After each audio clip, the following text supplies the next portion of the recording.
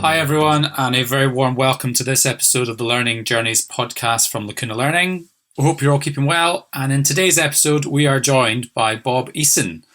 His CV is quite something, so here we go as a wee intro. Originally a PE teacher, an assistant headmaster, he is a rugby coach and self-confessed sports nut and compulsive storyteller. He is a former professional rugby coach and was the first full-time professional coach of Edinburgh Rugby. He coached the Scotland under-21s at 2 World Cups and is currently director of rugby at Edinburgh Academical Rugby Club. Following his career in professional coaching, he became the high-performance rugby coach at the Scottish Institute of Sport and then became a high-performance manager also at the Institute as well. He's the veteran of 3 Commonwealth Games, as team manager and in various different roles. He is a very much long-standing performance coach, mentor and coach developer. And he's very embarrassed to admit that he was quite rightly awarded Sports Scotland Scottish Coach Developer of the Year in 2018. I've known Bob for a number of years now. He's a wise counsellor and mentor to many people and a critical friend to anyone that knows him. He is someone who's had a massive influence on the development and progression of so many people. So we're absolutely delighted to have him along to share his journey. So thanks so much for your time, Bob. Thanks, Doug. It's a pleasure to be with you and speaking with you. And I'm looking forward to the next half hour. Thank you for the introduction. So, Bob, by way of warming us up and the regular feature on the podcast now, if you could go on an adventure anywhere in the world, where would you go? Who would you go with? And what would you do? Well, it's pretty straightforward for me, actually. My wife and I have started planning our next 2 years and where we're going to travel. And the first place we want to go is Harris and Lewis, out in the Hebrides. It's a place that we've always wanted to go to. And in fact, I've just finished reading a trilogy written by an author called Peter May, which is set in Harris and Lewis. It's very atmospheric. And these books have actually drawn me to these islands, and I'd love to go there. That's my next destination. Good on you, Bob. I hedged my bets, and I had a Scottish location and an overseas one. But you stayed true to what you know, and you're going to go to the Western Isles and have a bit of an adventure out there. It sounds brilliant. Now, this could easily be a 5-hour podcast, just learning all about you and your journey. So I'm interested to see what synopsis you give us today. Sports, very much in your blood, very much part of who you are and what you're about. Where did it all start and where did it go in terms of your journey into sport? Yeah, well, it started in Cooper. I was Cooper in Fife. It's a little market town, born and brought up there. My dad was secretary of the local football club, so naturally I spent an awful lot of time there kicking the round ball. My cousins boxed, so I joined the boxing club and I boxed there for a couple of years. I think at that time I was weighing in about 7 stone, which is about 45 kg, I think. Also went to the Boys Brigade, and at the Boys Brigade there was a guy who coached us gymnastics, and I became really, really interested in gymnastics. Did a lot of gymnastics. My next door neighbour was a track and field athlete, a policeman, and he used to take me along to athletics matches. Then I went to secondary school, I went to Bell Baxter and was introduced to rugby, and that became my passion, if you like. And so early years, I was forever, on a sports field somewhere. In fact, also joined the YMCA, and not long after I joined, a Mr. Universe came with all these weights and stuff like that, and actually taught me how to lift weights. So I was lifting weights when I was about 14, I think, something like that. So Cooper, small town, but actually a lot of sporting stuff to do. It really got me into sport there and then. Okay, so got this amazing Mr. Universe taught me to weightlift. I mean, if that isn't a podcast-worthy title, I don't know what is. Rugby, obviously, very much in your blood. Where did the rugby journey go for you? You talked about that sort of range, different experiences that you had. How did your rugby career progress? Well, so I started playing in first year at school, and I was probably around about 5 feet nothing. Not much different from now. really enjoyed my time at school, and then got myself involved in the local rugby club and got a few games for the third 15. I told them I was 16 when I was 14 because I was desperate to play. So they would give me a game in the third 15 on a Saturday afternoon. So that's how it started. I played a bit of district rugby at school, but I never played any higher than district schools rugby. Went to Jordan Hill to train as a PE teacher, and our coach then was a guy called Bill Dickinson, who at that time, you're talking 1966, was the advisor to the captain. That was his title. Couldn't be given the title of coach because that smacked of professionalism. But he inspired me, both as a teacher, but also as a coach. So it started there. Not long after I left college, came back to teach in Belbaxter. As a phys ed teacher, I was required to coach. So I coached the first 15. And the journey progressed from there. I got a chance to coach some Midland schools. And then from Midland schools, I coached the senior district side. And from senior district side, I was invited to coach Scotland under 18s, Scotland under 19s, Scotland under 21s, went to World Cups. And was really lucky too to get an opportunity to coach Scotland A. In fact, Scotland A against the All Blacks, which is a fantastic fixture to have, and great to be able to be coaching a team against a team like the All Blacks. I also had the good fortune of being the programme manager and assistant coach to the Scotland Sevens for 2 years. So travelled the world on the IRB circuit, and also coached at the Commonwealth Games in Melbourne. So coaching 15s, coaching 7s, basically started in 1969 when I was coaching at the school, all the way through almost to the present day. Oh, Bob, there's so many things I'd like to ask you about, but we probably just don't have time for. I'm really interested. You had, I guess, really strong background in pedagogy and so on through teaching, and then at some point you'd have coached your first rugby session. I'm just so interested in those early experiences that you had, and I suppose what coaching looked like in those days. What have been some of the, progressions or things you've seen that have evolved and emerged, from what things were like back then to, where we are now? That's a great question, and I say it for this reason alone. I can still remember being coached as a first-year pupil, and we played. So it was if you like, in the modern language, non-linear pedagogy, global coaching, if you like. We just simply played, and the teacher would stop us and ask us a question. And I can still remember missing a tackle on a guy called Gibson. He was bigger than me, and the teacher stopped the session and said, Easson, what happened? And he asked me a question about missing the tackle. He then said to Gibson, run at Easson again, and he did, and I made the tackle. And I'm thinking about that experience, and then thinking about the introduction of tackle bags and tackle shields and all the rest of it. And then an era where I have an image of people standing in a line waiting to take their turn to tackle a bag or a shield or so on, which didn't sit really well with me. I know that I've shared this with you at the moment, but there was there was a French coach called Pierre Villepre, who coached in a total way, as he called it. He called it the global way, which was 15 on 15, which excited me, and I liked the way in which that coaching methodology he used. But that was not typical, and there was a long time, I think, in rugby coaching where it was all tell, and wait your turn to take your tackle.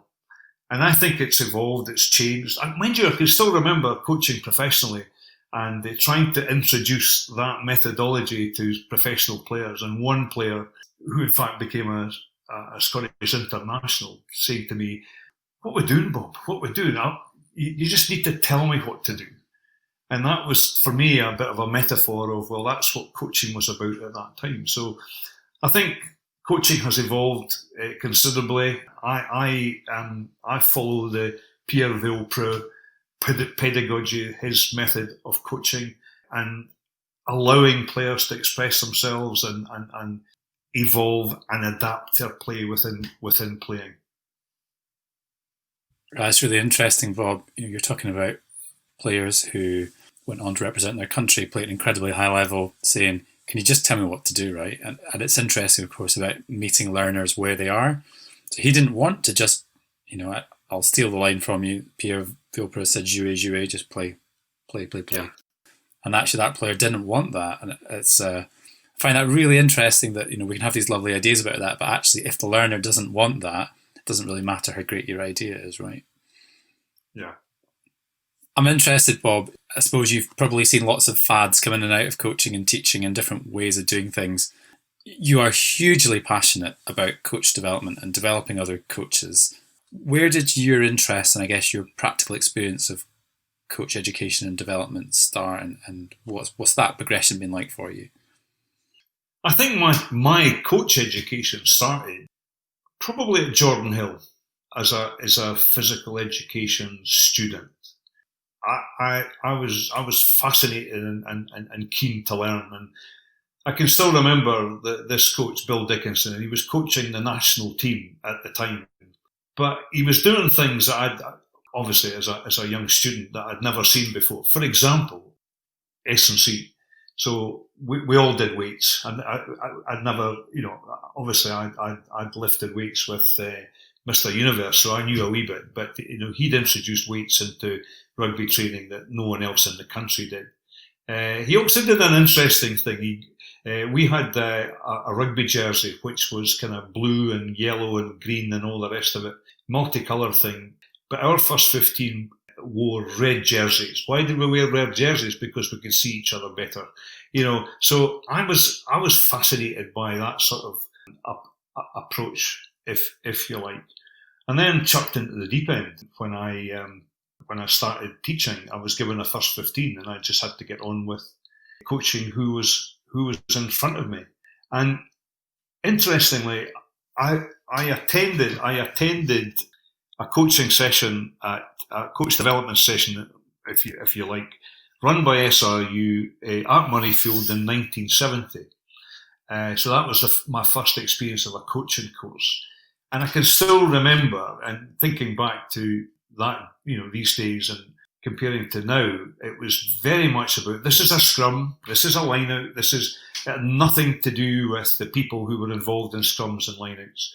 But I was curious to find out, and I went to level 2, and then I went to level 3, and we just were told an awful lot about the same thing, very, very technically based. I went back to the SRU and said, look, I've done levels 1, 2, and 3, can I come back? So what do you mean, can you come back? I said, well, there must be more. And they said, well, no one's asked to come back before. And I said, well, I'd like to come back. So they invited me back. And I did another 3 years. And during that time, they invited me to be part of, I think it was level 2. And I'll have to be honest, I mean, I was following what I'd learned from others, and attempted to do a bit of the same kind of direct methodology, because that's what was required of us at Scottish Rugby at the time. But then, as my career developed, I also approached various national coaches and asked them if I could come and watch their trainings, and some were very welcome, some were not. But I can still remember one who not only invited me to training, but invited me into the changing room and allowed me to sit in and listen. And I took an awful lot of learnings from that. And so my learning about coaching and coaching rugby just kind of evolved over time. Probably the best learnings about rugby coaching for me were in New Zealand, right? And I've been fortunate to go to New Zealand quite a number of occasions. Probably my best experience would be when I spent 2 weeks with the Wellington Hurricanes. Their head coach was a Maori. His big hairy goal was to make his players better people. I was absorbed into their culture for 2 weeks. I sat in team meetings. I sat in on individual one-to-one sessions, and I took some great learnings from there. Probably more to do with the managing and the managing of people and the building of relationships relative to the club culture and the team culture. And I'm drawn back to New Zealand time and time again. I went to the International Rugby Academy there. I was one of the first guys from the UK to go there, and was steeped in that environment. And I think there's a lot to learn from New Zealand, but actually from many parts of the world. So a bit of a journey from coaching a school team on the playing fields at Bell Baxter, all the way through to taking some fantastic learnings from New Zealand. I'm really interested, Bob. The many ways I could describe you. Someone who is almost obsessed with learning. You always think you can learn something from somewhere. And now, you were obviously just super interested in everything that was going on and any opportunity to learn, and you were seeking out everything you could. Now, not long after you asked him to go back to do more learning, you became the first professional coach at Edinburgh, and this was just at the dawn of the professional era in rugby. And suddenly you're managing professional players, professional environment, international matches and so on. And for the first time, probably you're managing a team of coaches. Just give us a sense of what it was like to step into that environment at that particular time in rugby. Well, I'm gonna rewind the video a wee bit back before that. Prior to leaving the mother hen of, in fact, I left the mother hen of teaching to become a coach. So I can still remember the job advert. I was in education. I had a good salary and all the rest of it. And here was a chance to become full time in in what was my passion. So fantastic, great opportunity. A bit of a leap of faith, I think, by my wife. But she said, "Look, go for it," and I'm glad she let me do it. It was daunting. Right, I can still remember my first meeting, and in my first meeting, I had an assistant coach, I had a physio, and an S&C coach, and a blank flip chart. And it was basically, what the hell are we going to do?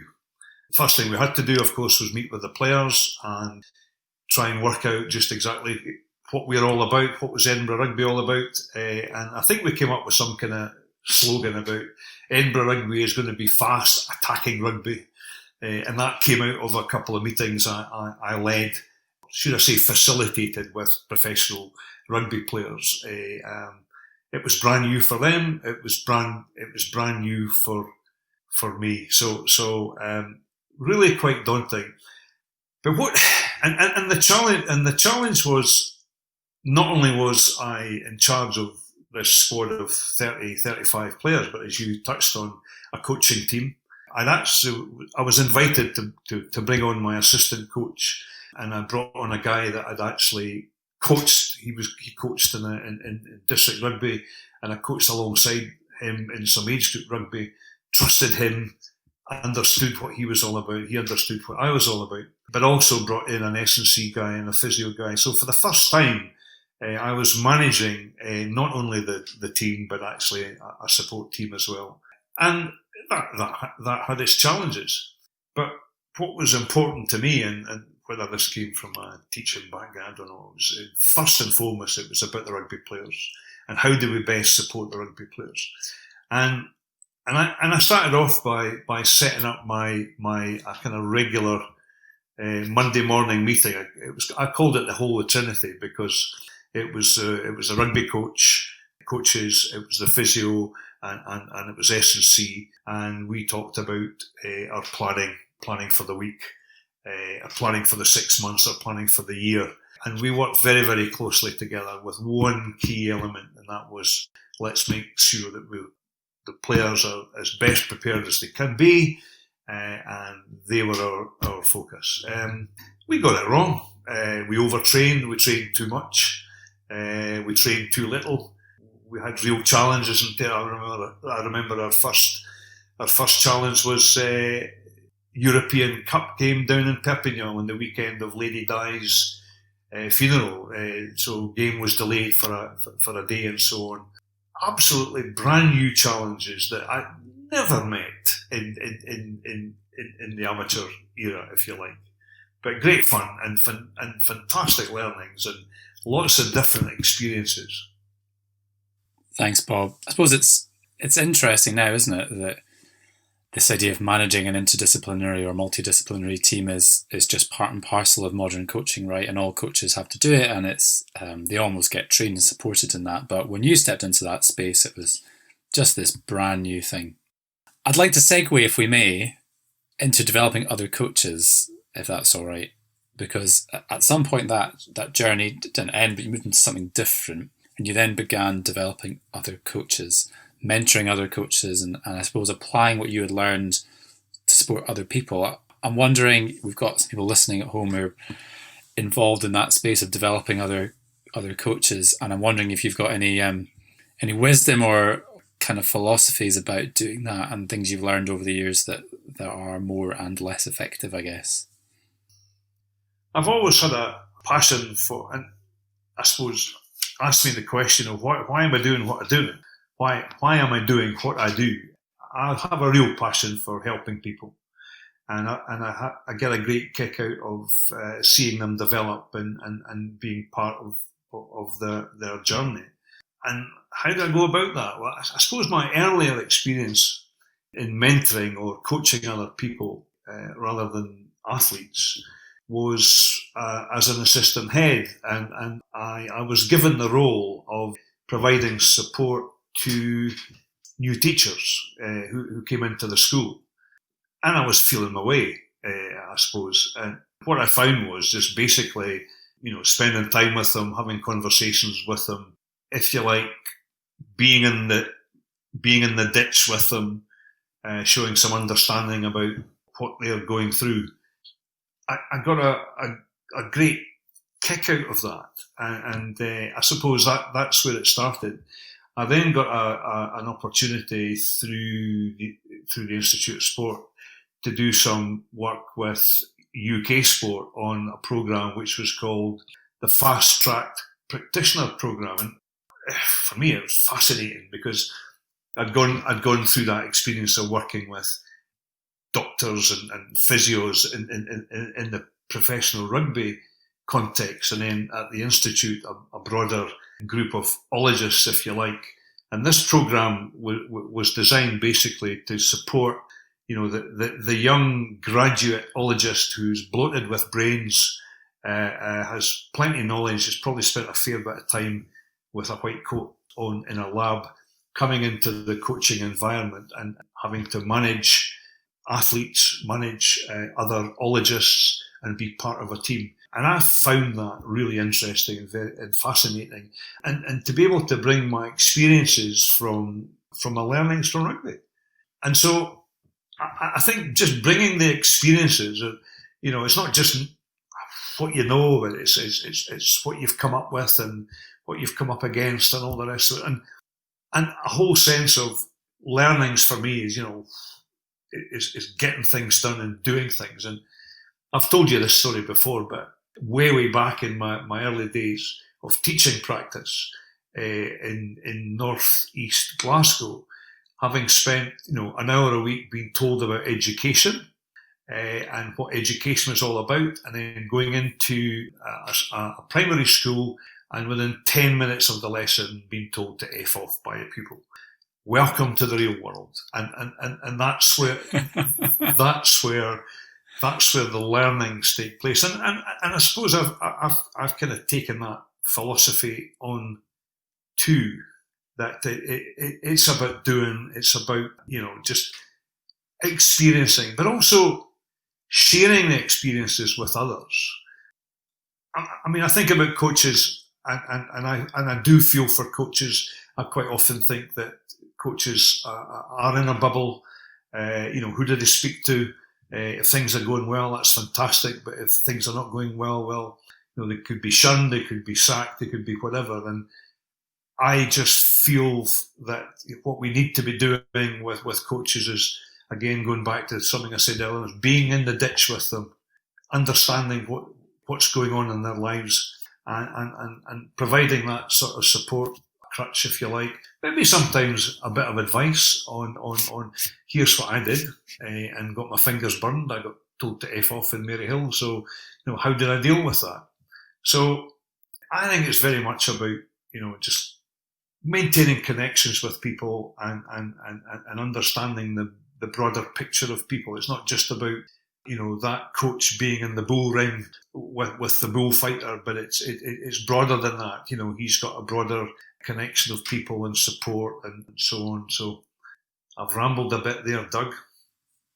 Oh, Bob, I'm laughing. Everyone who knows Bob knows that at some point he always mentions bullfighting.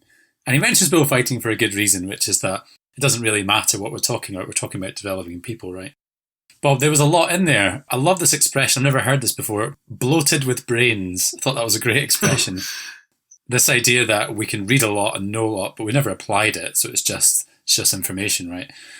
Oh, there was so much in there. And I'll always love that story. Being told to F off, that's where the learning takes place. And there's probably something in that. And those of you that listened to Alan Lynn's podcast earlier on in the series, he talks about, it's not about what you know, it's what you can do with that. So there's so much in there, Bob. We could keep going for a long time, and we probably will later on this week, I suspect. I'm wondering, you've been around a few years now, so you're allowed to have wishes. If you could have a wish for coaching and coach development as we go forwards, what would that big wish be in terms of doing things a bit better? I think it'd be the wish for coaches to have access to be allowed to have access, and to be told it's all right to have access to whatever it is you need. Whether it's within your governing body, your national governing body, or whether it's from a kind of broader resource. But I think for a coach to know that there are resources out there that I can tap into. I'm going to give you what I think has been one of the best learnings for me, or the learning environments for me, and it's through the mentor work that I did with UK sport, and there was a community of practice set up, and we would go to Manchester maybe once every quarter or something like that. It was 6 of us, and we'd spend a day, and there was opportunity in that day to bring a story, a challenge, just a bit of a problem, or a bit of a success or whatever. And basically the agenda was set by us. We would put up 2 or 3 things on the flip chart, and then say, like, okay, what do we want to talk about today? And we would pick up something. And the richness of that day, I used to come away buzzing, just the learnings that I took from that. And I think even something like that, within a governing body, or a broader context of little communities of practice where we can share in a safe environment where it's okay to swear, it's okay to cry. And I was in these environments, right? But really, really powerful learning. So if there was a wish, going back to your question, it was just that it's all right to reach out to a coach, it's all right, but there are things that are available, means of support available to coaches, rather than, well, please don't be in the bubble. It was a difficult question, and you did not disappoint, Bob. That was a great answer. I often do this on the pod, and I'm just going to do it again for our listeners. You might want to just rewind through that. There was a lot of great stuff in there. I'm going to attempt to do a bit of a summary now. That idea of a community of practice and that support, and you're right, finding the right support for you. I know you're a lifelong friend and someone you admire deeply. Kevin Bowering always talks about beginner coaches go on coaching courses, intermediate coaches go to conferences, and expert coaches have coffee. And I suppose that was kind of the point you're making there, that as coaches progress, their needs are more and more and more bespoke, more specific. And that having a community of people that they can go to and be challenged by and supported by, it's absolutely massive. There was a whole load of stuff in this podcast that I've been sitting with. My favourite quote, though, Bob, has to be, I'd lifted weights with Mr. Universe, so I knew a wee bit about that. That was just an absolute belter. So yeah, I guess those early days, doing lots of sports. It's interesting. Quite a few people on the pod now, and they've all generally had this really broad experience before they've gone on to do whatever they've done next. It's really interesting that that's the case for you as well. I love this idea of being in the ditch with them. If you're going to support people, you need to be on the front line with them. You need to be in an environment where you can really help them. I love what you talked about earlier around managing an interdisciplinary team and other coaches and trusting the people around you. If they're good enough to be part of your team, you have to trust them and do that. And just your real honesty, Bob, we got it wrong. We trained too much. We trained too little. We didn't get stuff right, but we kept learning and kept progressing forward. And then just, this idea that it's all well and good until somebody tells you to F off, right? And that, we can talk about things all we want in a classroom, but until you've been on the front line doing the business, you don't really know. So, Bob, there's so much in there, and I'm just really grateful to you for your time. I'm aware that you are not a heavy user of the internet or of social media in any way, shape or form. I predict people will want to have a chat with you, and you're always up for a coffee or a walk and talk. Where can people get hold of you? I'll just give you my email address. Doug, as you say, I don't use social media much. So my email address is bob47.easson@gmail.com. Magic. Thanks, Bob. I will stick that in the description for the podcast so people can get hold of you. It's really funny, actually. Quite a few people now in the pod have given out their email address.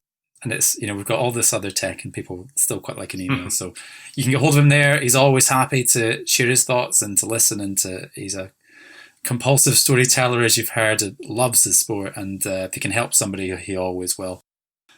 I hope you all find that interesting. It was so fascinating listening to Bob telling his story in his own words from his own point of view. It was fantastic. So thanks so much, Bob.